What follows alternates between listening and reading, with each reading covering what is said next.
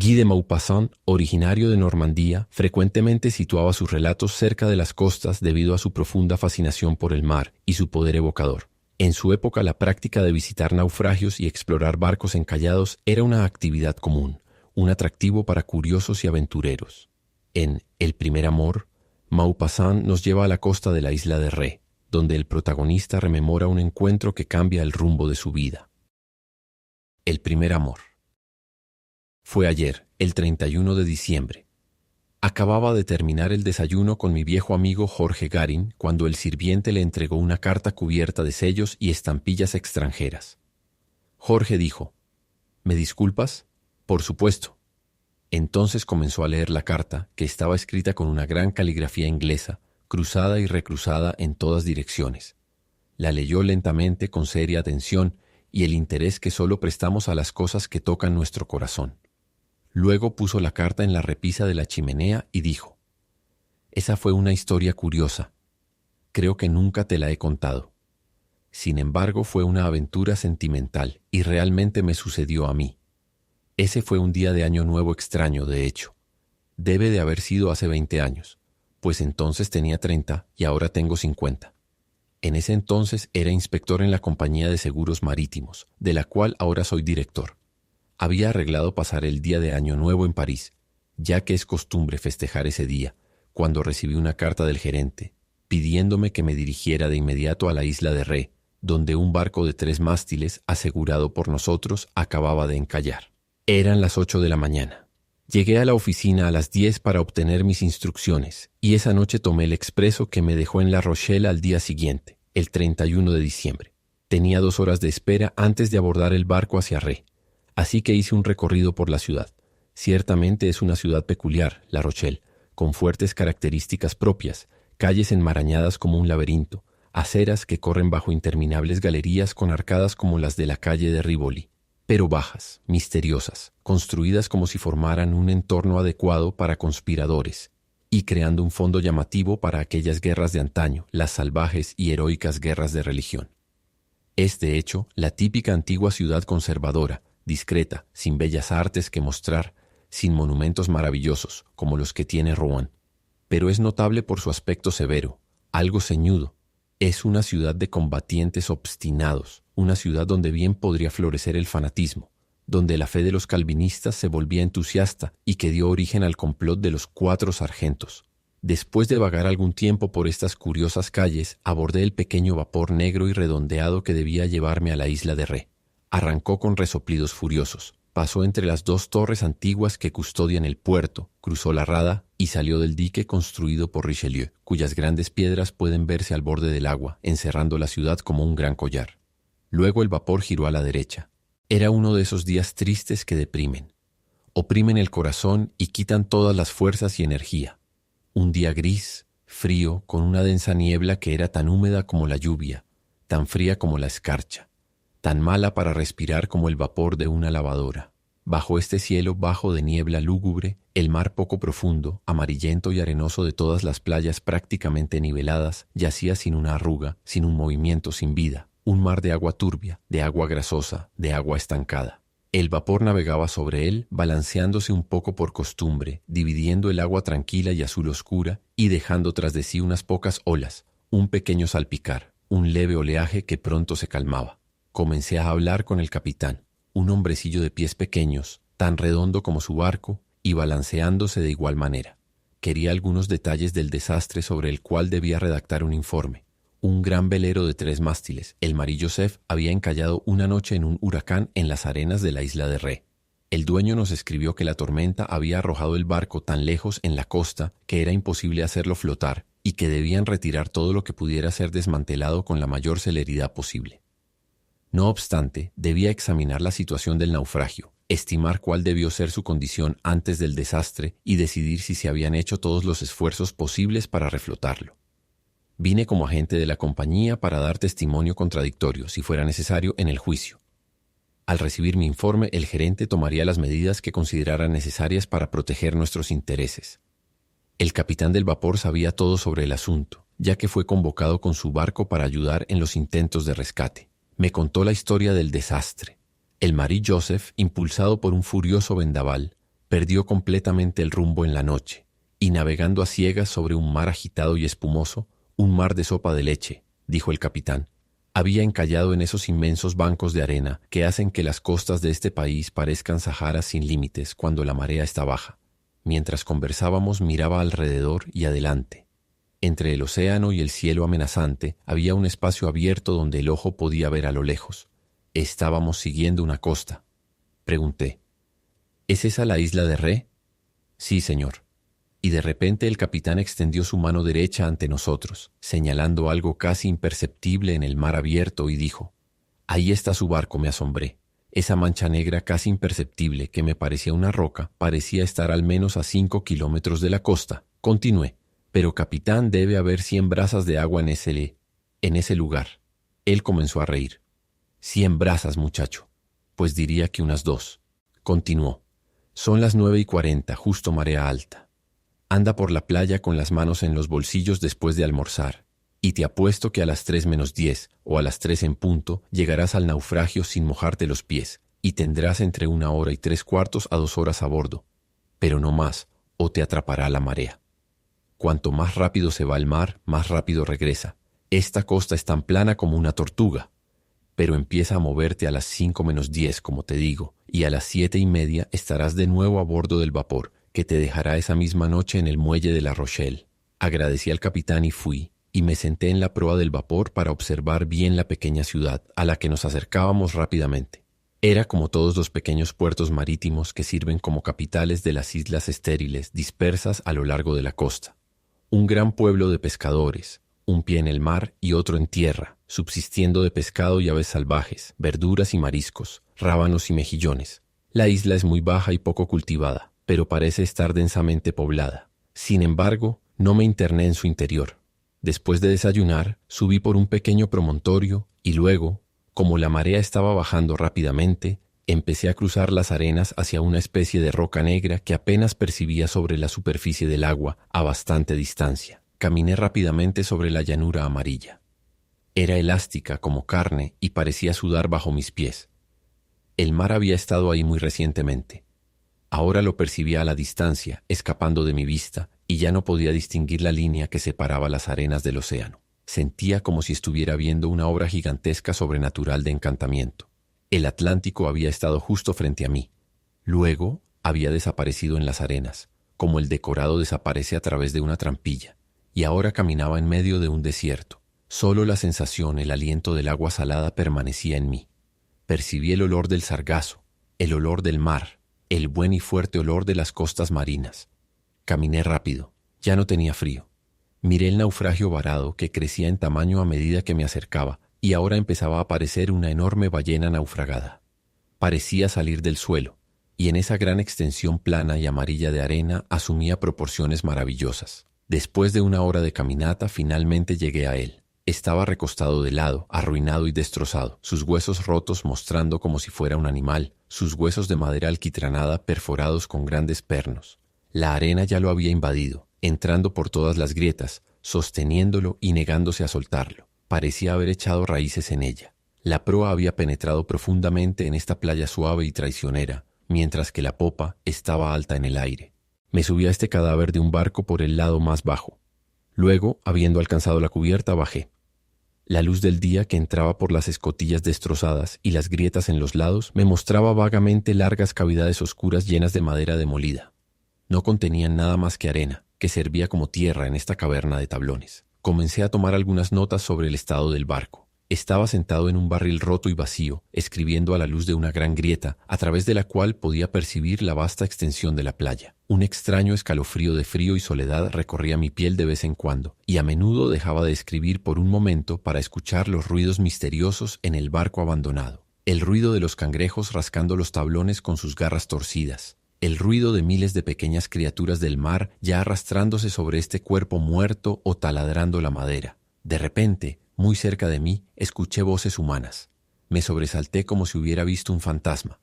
Por un segundo realmente pensé que estaba a punto de ver a hombres ahogados levantarse desde las siniestras profundidades de la bodega, que me contarían sobre su muerte.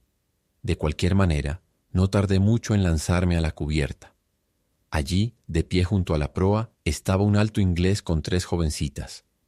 Ciertamente estaban mucho más asustados al ver esta aparición repentina en el 3 mástiles abandonado que yo al verlos a ellos. La chica más joven se dio la vuelta y corrió. Las otras 2 abrazaron a su padre. En cuanto a él, abrió la boca. Ese fue el único signo de emoción que mostró. Entonces, después de varios segundos, habló.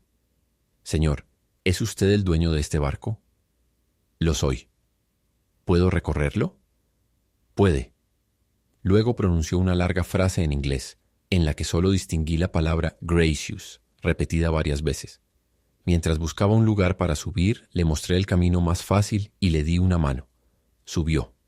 Luego ayudamos a las 3 chicas que ahora habían recuperado completamente su compostura.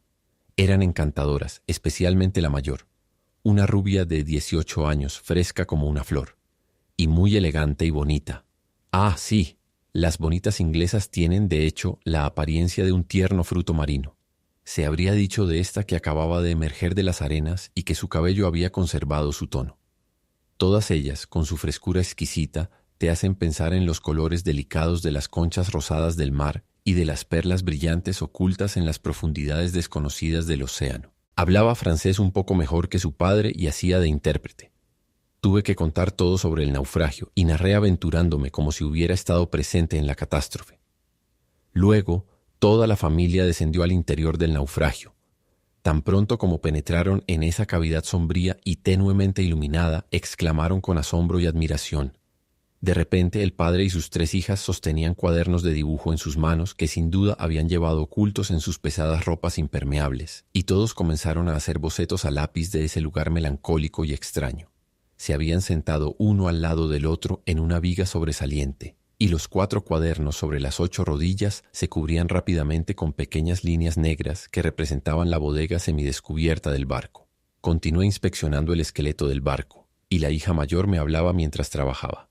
No tenían la habitual arrogancia inglesa. Eran corazones simples y honestos de esa clase de viajeros continuos con los que Inglaterra cubre el globo. El padre era alto y delgado, con una cara roja enmarcada por patillas blancas, y parecía un sándwich viviente, una rebanada de jamón esculpida como una cara entre 2 masas de pelo. Las hijas, que tenían piernas largas como cigüeñas jóvenes, también eran delgadas, excepto la mayor. Las 3 eran bonitas, especialmente la más alta. Tenía una manera tan graciosa de hablar, de reír, de entender y de no entender, de levantar sus ojos para hacer una pregunta, ojos azules como el profundo océano, de detenerse un momento en su dibujo para adivinar lo que querías decirle, de volver a trabajar, de decir sí o no, que podría haberla escuchado y mirado indefinidamente. De repente murmuró: «Escucho un pequeño sonido en este barco». Escuché y distinguí inmediatamente un sonido bajo, constante y curioso. Me levanté y miré por la grieta y lancé un grito. El mar había llegado hasta nosotros. Pronto nos rodearía. Estábamos en cubierta en un instante. Era demasiado tarde. El agua nos rodeaba y corría hacia la costa a una velocidad tremenda. No corría. Se deslizaba, se arrastraba, se extendía como una gigantesca y limitada mancha. El agua tenía apenas unos pocos centímetros de profundidad, pero la inundación en ascenso había llegado tan lejos que ya no veíamos la línea de desaparición de la imperceptible marea. El inglés quiso saltar. Lo detuve. La huida era imposible debido a los lugares profundos que habíamos rodeado al salir y en los que caeríamos en nuestro regreso. Hubo un minuto de horrible angustia en nuestros corazones. Entonces la pequeña inglesa comenzó a sonreír y murmuró: «Somos nosotros los que estamos naufragados». Intenté reír, pero el miedo me atrapó. Un miedo cobarde y horrendo, vil y traicionero como la marea. Todo el peligro que corríamos me apareció de golpe. Quería gritar: «¡Socorro!». ¿Pero tú a quién? Las 2 niñas menores se aferraban a su padre, que miraba consternado el mar inmenso que nos rodeaba. La noche cayó tan rápido como subió el océano. Era una noche oscura, húmeda y helada. Yo dije: «No hay nada que hacer más que quedarnos en el barco». El inglés respondió: «Oh, sí». Y esperamos allí un cuarto de hora, media hora, de hecho no sé cuánto tiempo, mirando esa agua que subía lentamente, haciéndose más profunda a medida que giraba a nuestro alrededor, como si estuviera jugando en la playa que había recuperado. Una de las jóvenes tenía frío, y fuimos abajo para resguardarnos del viento ligero pero gélido que hacía que nuestra piel hormigueara. Me incliné sobre la escotilla. El barco estaba lleno de agua, así que tuvimos que agazaparnos contra el tablón de popa que nos resguardaba un poco. La oscuridad ya estaba llegando y nos quedamos acurrucados juntos. Sentí el hombro de la pequeña inglesa temblando contra el mío, sus dientes castañeteando de vez en cuando, pero también sentí el suave calor de su cuerpo a través de su abrigo, y ese calor era tan delicioso para mí como un beso. Ya no hablábamos. Permanecíamos inmóviles, mudos, agazapados como animales en una zanja cuando se desata un huracán. Y sin embargo, a pesar de la noche, a pesar del terrible y creciente peligro, comencé a sentirme feliz de estar allí, contento del frío y del peligro, contento de las largas horas de oscuridad y angustia que debía pasar en esta tabla tan cerca de esa delicada y bonita niña. Me pregunté, ¿por qué esta extraña sensación de bienestar y de alegría? ¿Por qué? ¿Quién sabe? Porque ella estaba allí. ¿Quién?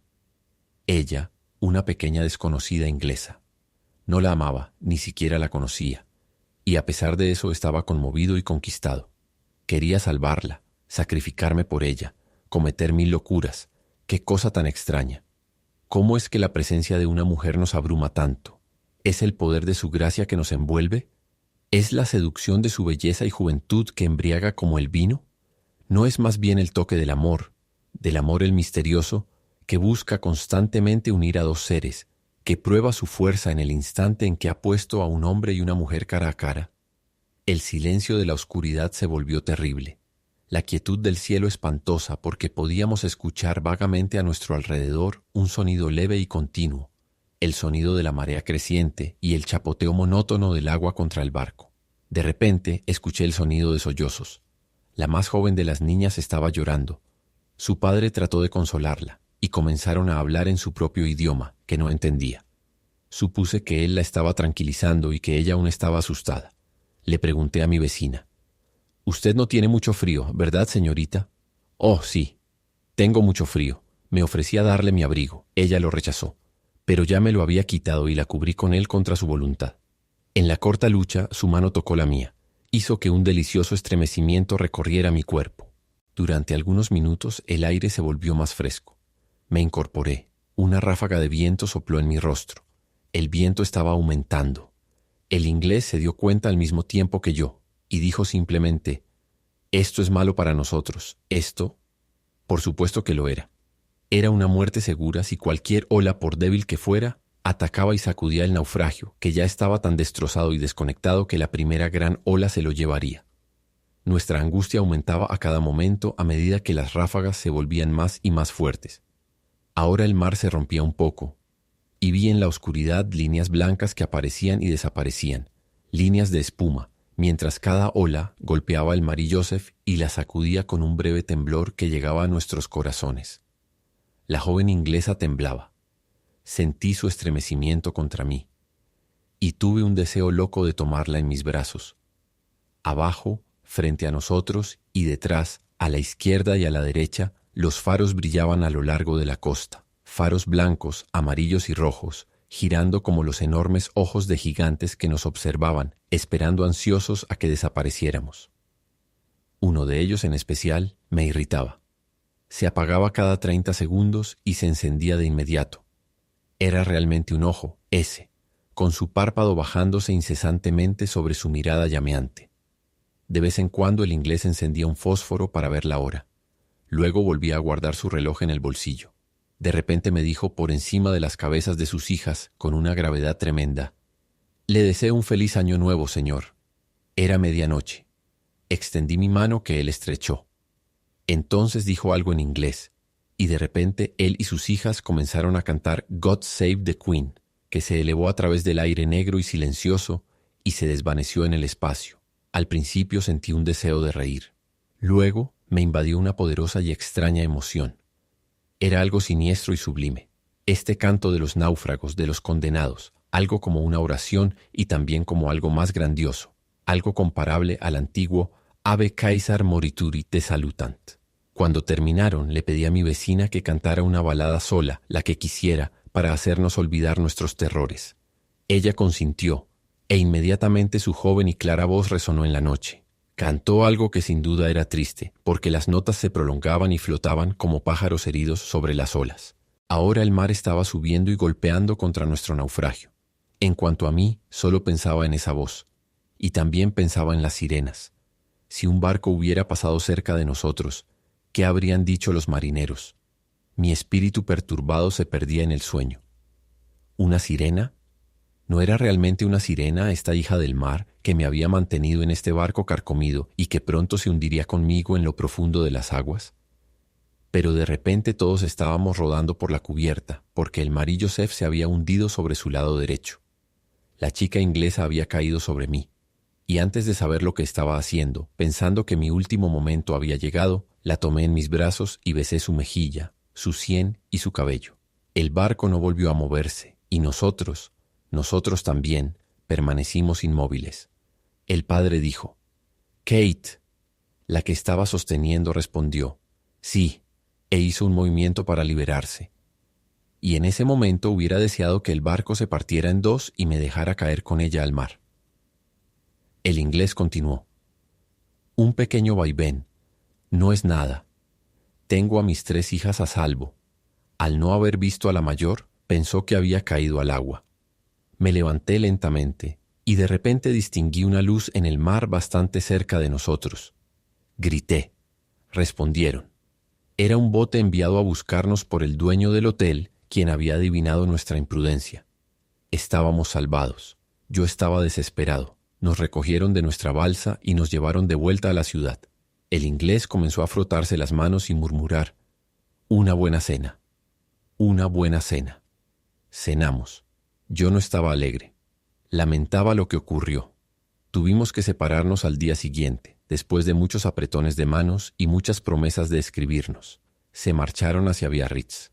Yo quería seguirlos. Estaba muy afectado.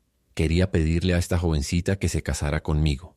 Si hubiésemos pasado 8 días juntos, lo habría hecho. Qué débil e incomprensible puede ser un hombre a veces. Pasaron 2 años sin saber nada de ellos. Luego recibí una carta de Nueva York. Ella estaba casada y me escribió para decírmelo. Y desde entonces nos escribimos cada año, en el día de Año Nuevo. Ella me cuenta sobre su vida, habla de sus hijos, de sus hermanas, nunca de su esposo. ¿Por qué? ¿Por qué? Y en cuanto a mí, solo hablo del barco. Esa fue quizás la única mujer a la que he amado. No, que debía haber amado. Bueno, ¿quién puede saber? Las circunstancias lo dictan todo. Y luego, todo pasa. Debe ser vieja ahora. No la reconocería. Ella, la de los tiempos pasados, la del naufragio. ¡Qué criatura! ¡Divina!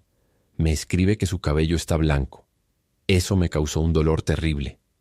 Su cabello dorado. No, mi chica inglesa ya no existe. Qué triste es todo esto. El fin. Muchas gracias por escuchar nuestra narración de Guy de Maupassant, El primer amor. En héroe.com, como una editorial independiente en crecimiento, nuestro objetivo es hacer que la literatura universal sea más accesible y disfrutable para el lector moderno. Si te ha gustado este contenido, te agradeceríamos muchísimo que nos apoyes con un me gusta y te suscribas a nuestro canal para más narraciones.